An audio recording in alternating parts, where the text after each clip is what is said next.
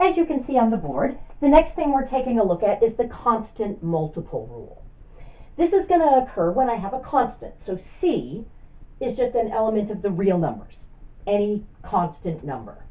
We're going to have f of x, a differentiable function, and our goal is going to be to take the derivative of that multiple of f of x. So I'm going to take my function, multiply it by some number, and I want to know how to take the derivative of that.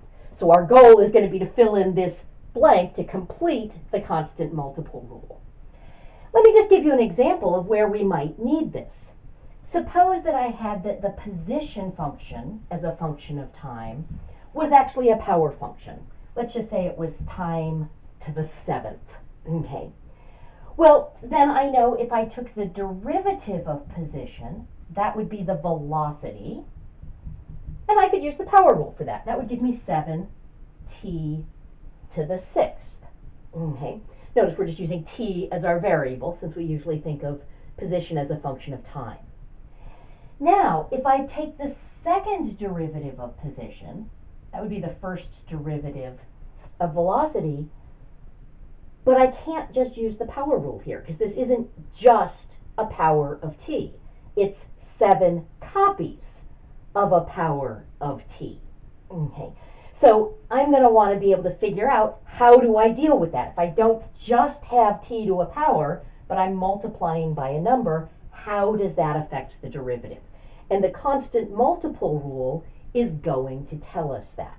So that would give us, in this case, of course, the acceleration, and I want to know what that is. So I'm going to just put up here on the board that what we want to calculate is the second derivative of t to the 7th. Excellent opportunity to review our notation for second derivatives. So once we've got our constant multiple rule, we'll apply it to answer that question. Okay, now I'm going to draw myself a picture. I'm going to suppose that this picture is the graph of c times f of x. So it's not the graph of f, it's the graph of this function, c times f of x. And I want to take the derivative of that.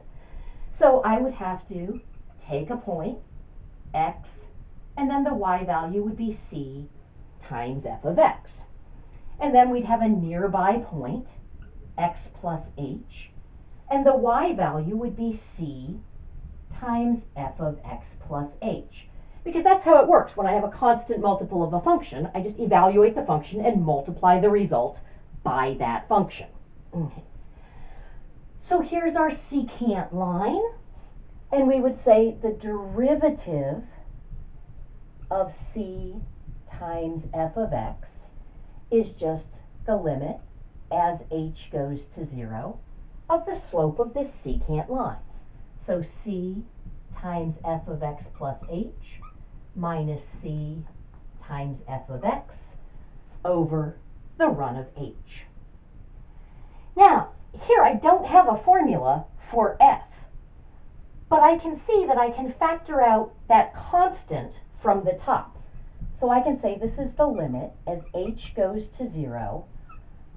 On top I've got c times the quantity f of x plus h minus f of x all over h.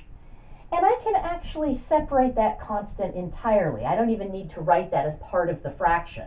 I can just say that c times this fraction, f of x plus h minus f of x all over h. Because of course if I were multiplying this out, I could write that c as c over 1, and that bumps it to the top of the fraction. Now, I'm taking the limit of a constant times this expression, which is a function of h. H is my variable. It's the thing that's changing in this problem. But I've got a constant multiple rule for limits. If I'm taking the limit of a product of a constant and some function, I can take that constant and I can factor it out. That's my rule for limits. So it's actually the constant multiple rule for limits.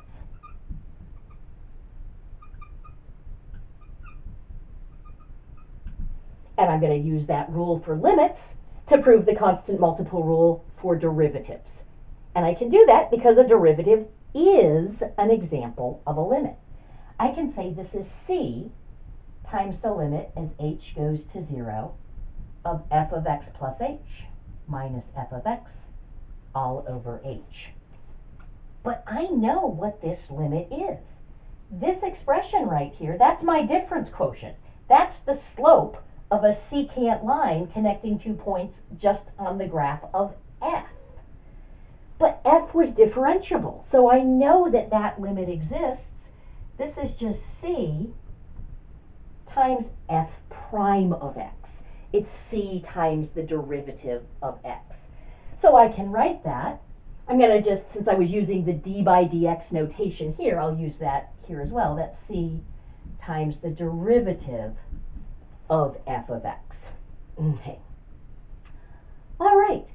So if I multiply a function by a constant, I can multiply its derivative by that same constant. That actually makes some sense. If I multiply a function by 2, I'm doubling all of the heights. What's that going to do to the derivative? What's that going to do to the slopes?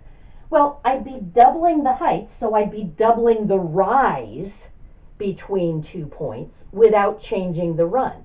That's going to double the slopes of all of my secant lines, so that's going to double the limit of the slopes of the secant lines. That's going to double the derivatives. Okay. So if I multiply a function by a constant, I'm just multiplying that the derivative by that same constant. And it's kind of neat. We can think of it geometrically as, yes, I'm doubling the height, so I'm doubling the slopes.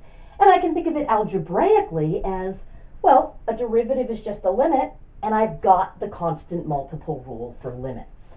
So a lot of rules of limits are going to translate into rules of derivatives simply because a derivative is an example of a limit. So let's finish this problem. If y was t to the 7th, I guess we'd call it p of t, hadn't we? P of t was p to the 7th. We figured out that p prime of t, which was our velocity of t, was 7t to the 6th. So the second derivative, which is the first derivative of velocity, which is the acceleration, is just going to be 7 copies of the derivative of t to the 6th. But that's 7 copies of, now I use the power rule just on this part, 6t to the 5th. 7 times 6 is 42t to the 5th. Now, most often when I'm using a combination of the constant multiple rule and the power rule, I'm not going to show all of these steps. I'm just going to say, hey, if I want to take this derivative, that exponent comes down. I'm going to combine it with the coefficient that's already there. So my new coefficient is 6 times 7 is 42, and then t to the 1 less power is t to the 5th.